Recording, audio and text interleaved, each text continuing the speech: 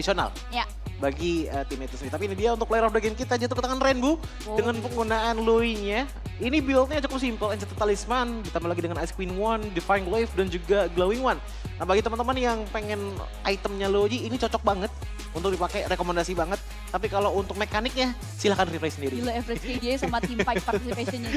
Iya, karena menurutku yang bikin Rainbow ini bagus banget Lui-nya, itu bukan dari segi itemnya. Bukan dari segi item choicesnya. Yes. Tapi dari mekaniknya, bahkan tadi kalau kita lihat ke highlight ya, itu ada satu momen di mana Yuzong tadi kena tarik 2 kali dalam 1 kali penggunaan skill. Aku lupa itu di mana, tapi ini mekanik yang benar-benar tinggi banget di tangan dari Rainbow. Dan ini adalah early winning power untuk teman-teman dari Geek Fam Junior dengan tiba-tiba implosion.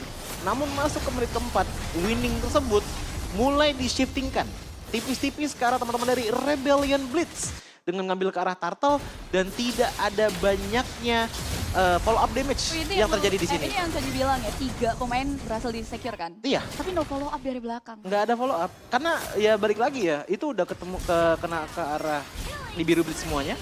Ya udah akhirnya terhujani dengan peluru. Yep. Di saat pengen follow up udah nggak ada duluan. Nah, itu sebenarnya aku pikir tuh bakal jadi titik balik ketika shutdown dibalas dengan shutdown. Ya. Tapi ternyata berbeda ketika kita bicara soal pertemuan mereka di area Turtle yang nggak bisa dioptimalkan oleh juga. Ini jadi salah satu momen pincang juga nggak sih ketika akhirnya Divine Judgment dari Nathan berhasil masuk ke area Mercy. Yang luar akhirnya Black Dragon Form-nya, satu issue yang bisa ngebuka karya teamfight-nya dari Geekfam itu patah gitu aja. Ya, apalagi dengan pergerakan dari Nathan juga sih. Emang tadi ngambil ke arah Mercy-nya, nutupin ke arah area of effect potensialnya. Ya. Yang justru nggak difokusin ke arah Lord-nya, tapi difokusin ke arah team fight. Bagi teman-teman dari Rebellion Blitz. Makanya inilah yang membuat adanya perbedaan 10.000 gold di menit yang ke-15. Dan sekali lagi, area of effect yang dibawakan oleh Rainbow dan juga Loser itu benar-benar gede banget. Yang ngebuat akhirnya ya teman-teman dari Geekfam justru yang dipaksa untuk berpisah teamfight ya. Padahal teamfight tipikal mereka adalah tipikal yang nempel. Close combat teamfight gitu loh. Dan ini dia untuk item build-nya dengan 15 menit 55 detik game berjalan. Aku ingin menekankan ke arah item potensial terlebih dahulu. Lucerne ini ngebawa ke arah Emblem Assassin. Ditambah lagi dengan adanya Weapon Mastery dan juga Rapture. 7 kill, 1 death dan juga 6 assist totalnya. Tambahin satu lagi ke arah dari Quantum Charge yang ngebuat akhirnya Lucerne udah punya damage, punya movement speed juga. Di follow up-nya sama siapa? Di follow up-nya sama Nathan yang pakai agility plus wilderness blessing. Ini ngibrit larinya. Asli. Di dalam jungle. Ditambah konsil. Ditambah konsil lagi. Udahlah. Udah ini. Jadi atlet lari cepat di sini. Atlet lari cepat yang dimana kalau sekarang ya patternnya pro player yang aku perhatiin. Apa tuh? Konsil itu nempel sekarang di dinding. Konsilnya.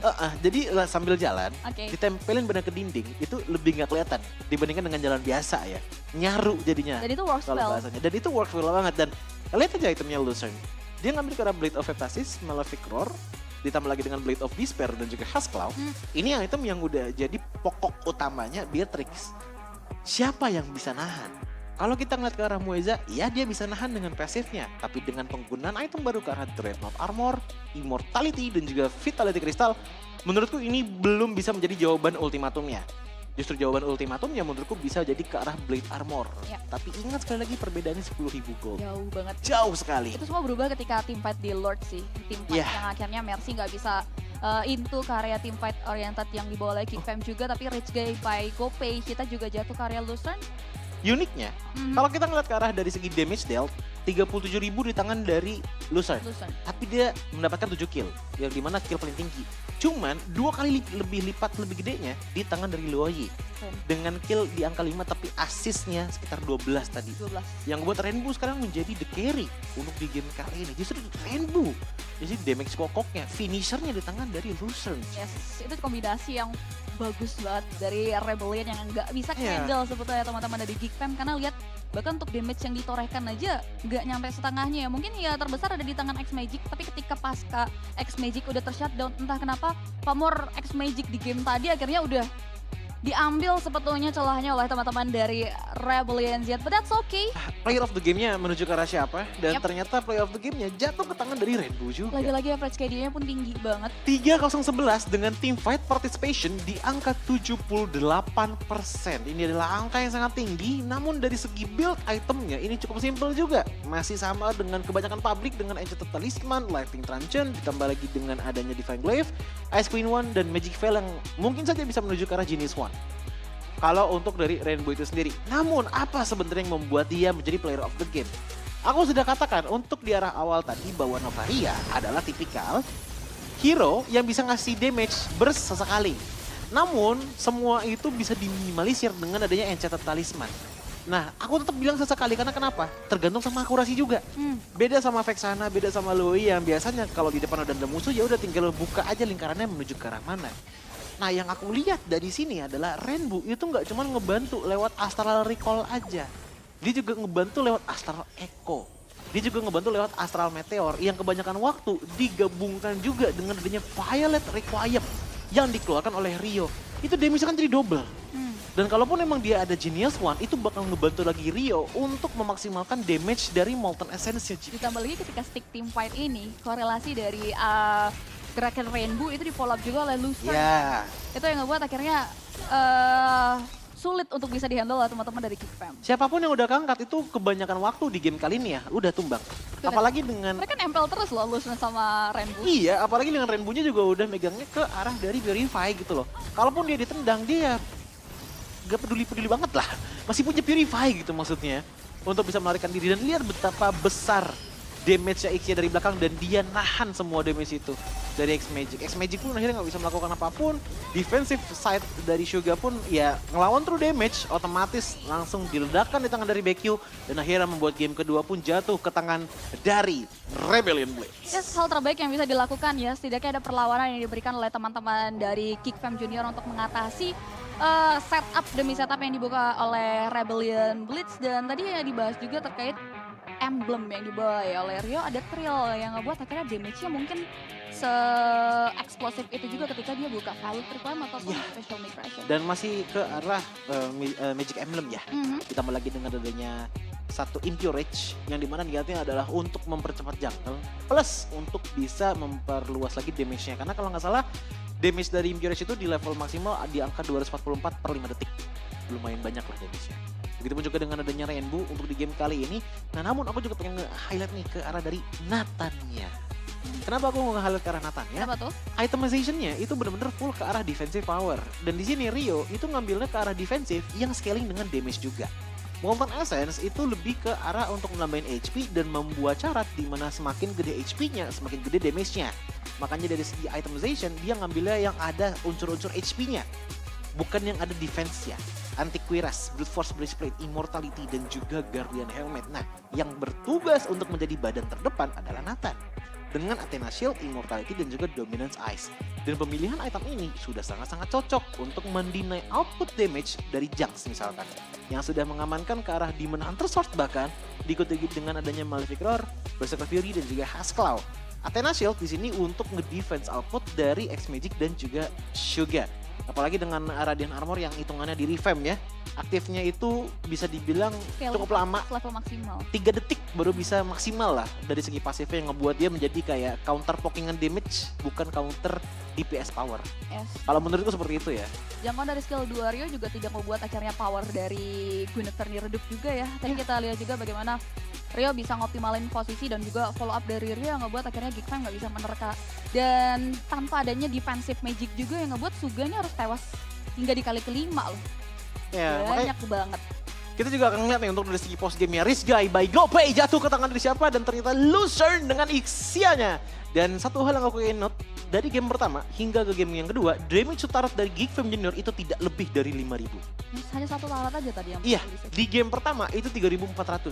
Di game kedua itu 3.000. Beda sama Rebellion Blitz yang udah nyentuh ke angka 25.000. Untuk di game keduanya. Bahkan lihat, lagi dan lagi Rainbow. 2 game berturut-turut Rainbow menjadi the carry untuk teman-teman dari Rebellion Blitz. Feeling aku kayaknya untuk di game ketiga dia nggak ngambil Faramis, dia bisa ngambil ke arah damage lagi dan masih ada Lilia Yes. di dalam tangannya. Atau kalau nggak, make ke arah dari hero comfortnya. Valentina waktu di MPL Gendong season ya. 6. Rainbow ini pengen handle dengan angka torehan yang selalu tinggi di 2 game perolehan yang sudah kita lihat juga sih yang ngebuat head to headnya Rainbow sosok X Magic juga gerakannya terbatas banget dengan hero comfortnya loh hanya 29.000 torehan damage build. Ya ngebuat akhirnya dari teman-teman Geek Fam Junior juga nggak bisa menyesuaikan diri terkait bagaimana teman-teman dari Rebel and Blitz bisa mengoptimalkan hero mereka. Sugah mau nggak mau ya menjadi samsak berjalan dengan perolehan 116.000 angka dari bagaimana sandbag yang diterima juga oleh sosok Sugah. Ya gimana lagi dia Baksha Utility cuma bisa nge-create ngepantau posisi dari teman-teman Geek Fam area Rebellion kan. Dan tambahannya adalah untuk dari segi damage output, teman-teman dari Geek Fam Junior itu nggak terlalu gede-gede banget lah. Nggak terlalu eksplosif banget untuk daerah artinya. Oke, Bruno sakit, oke Valentina sakit gitu loh. Tapi kalau kita ngeliat ke arah dari Lapu-Lapu ngelawan Xborg, true damage loh ini. True damage ngelawan ke arah dari bisa Sugah untuk game kali ini. Tapi untuk player of the game kita 3 kali beruntun. ini berarti player of the match juga berarti kali ya. Harusnya ya probabilitasnya tinggi banget dengan average yang sama dengan game yang kedua, Ji. Iya, dan aku nggak ngeliat dari segi average-nya sebenarnya GP. Dari Yang mana aku lihat adalah dari segi team fight participation-nya. 3 game berturut-turut di Tinggi atas banget. 70% semua. Wow. Ini bener-bener adalah mid laner yang didambah-dambakan sepertinya ya. Oh, ini pengalaman yang berbicara sih. Ini pengalaman yang memang Asli. yang berbicara ya kan. Aku ingat banget soalnya kalau nggak salah di MBL season 6 dia bener-bener jago banget mekaniknya dengan menggunakan Valentina. Namun ini dia tadi yang aku maksud dengan Sugah yang ditumbangkan terlebih dahulu di tangan dari Rainbow. Gak lama kemudian Muizanya juga ditumbangkan dan dari sini menjadi domino effect dan salah satu alasan kenapa teman-teman dari Geek Fam Junior pun langsung dikalahkan dengan 3-0. Yep. Early-nya sudah dipatahkan walaupun dari segi kill point masih kompetitif ya. 2-2, 6-9, dan bahkan dari goal gap-nya pun bisa dibilang kompetitif kok, nggak jauh-jauh banget bedanya. Cuman yang memenangkan banget Rebel and Blitz adalah team fight mereka itu sangat-sangat api dari game pertama. Iya loh. Team fight mereka tuh jarang banget dikalahin oleh teman-teman dari Geek Fam Junior. Kalaupun emang kalah, 1-2 orang doang yang hilang. Tapi dari sisi Geek Fam hilang 4, hilang 3, dan itu sering terjadi bukan sih? Yes. Dan sebetulnya kalau ngomongin karya Geek Fam, tadi tuh ada beberapa point shutdown yang akhirnya berhasil di-secure oleh X Magic. Ada moment of truth juga, Jungsia secure point. Tukernya apa dulu? Tapi akhirnya itu tidak berlangsung lama. Celahnya tuh cepet banget didapetin oleh Rebel and Blitz. Ditukernya masalahnya sama Inner Turret. Sama inhibitor turret juga tadi. Dan bahkan kalau kita ngelihat ke pergerakan dari Gord ya di game kali ini. Jujur, dia pusing pasti. Untuk targeting ke arah mana. Dari Demonic Force itu random atau bisa kita targeting lah untuk menjauh dari Mystic Gush-nya si Gord. Begitupun juga dengan adanya Shunpo. Begitupun juga dengan adanya dengan adanya BMI yang ngebuat akhirnya Gord di game kali ini gak efektif. Bukan karena gak jago dari X Magic-nya, tapi positioning-nya emang yang dibikin bingung. Ya kita tahu lah ya mobilitasnya setipis itu. Itu dia ya kan? oleh Rebel and Blitz. Apalagi flicker decision dan 4 membernya tadi kita udah mention juga ini nge-trigger Demonic Force. Bener. Yang akhirnya jadi malapetaka tersendiri untuk Geek Fam. Dan dari Jungsman sendiri pun sebenarnya udah siap banget untuk laning. Dia udah ngebawa ke arah dari Master Assassin, bawa Rapture, bawa Assassin Emblem juga gitu loh. Cuman yang menjadi problem adalah bantuan di turtle kedua yang baru banget tadi kita bahas tuh. Yang ngebuat akhirnya rotasi dari Rebel Mist dan juga Geek Fam Junior menuju ke arah atas. Dan disitulah mulai runtuhnya Ini empatnya laning tebel loh. dari Junks. Kenapa? 4 ya Rebel and Blitz tebel-tebel lagi. Iya, Brave Dua Smite, Conclusive Blast. Waduh, Kalaupun emang Conclusive Blast itu kan buat damage. Ya. Tapi emblemnya tank. tapi tetep lah ya. Tapi tetap ini bakal jadi tebel. Fungsinya tebel. Ditambah lagi Nathan, Wilderness Blessing dan juga Agility gitu loh. Yang emang niatnya adalah untuk mencari di arah backline. Walaupun emang kita nggak ngelihat banyak sekali tendangan efektif datang dari Nathan. Dari 10 mungkin yang bener-bener indah banget untuk dilihat 3 atau 4 lah. Tapi menurutku di sini yang menjadi salah satu faktor kemenangannya adalah Jet Kundonya yang sesekali itu nge-knock up ke arah Sugah dan juga Muiza. Membuat pergerakan mereka untuk engage pun patah. Dan di sini sudah kelihatan dengan sangat-sangat jauh ya untuk turretnya. 1-8 sih. Ini objektif kan benar-benar timpang banget sih. Yang mungkin bisa dibilang balance atau equal ada di perebutan objektif Purple dan juga Orange. Tapi tidak untuk objektif lainnya bagi Geek Fam Junior. Karena udah berhasil dikuasai sepenuhnya juga oleh teman-teman dari Rebel and Blitz. Dan untuk Rich Guy, kali ini tidak di tangan, masih ternyata ya, masih Tetep. ada di tangan The loser. carry-nya siapa? Rich Guy by GoPay dan masih di tangan Rainbow juga untuk the carry. The carry di tangan Rainbow. 3 kali berturut-turut Rainbow menjadi the carry untuk di game kali ini. Even Dan dia nggak pakai hero yang range loh. dan bahkan dia nggak cuma menjadi sisi bagian pedang. Yes. Tapi dia juga menjadi tameng bagi Betul. teman-teman Rebellion Blitz dengan mendapatkan sandbag di angka 90.000 damage taken.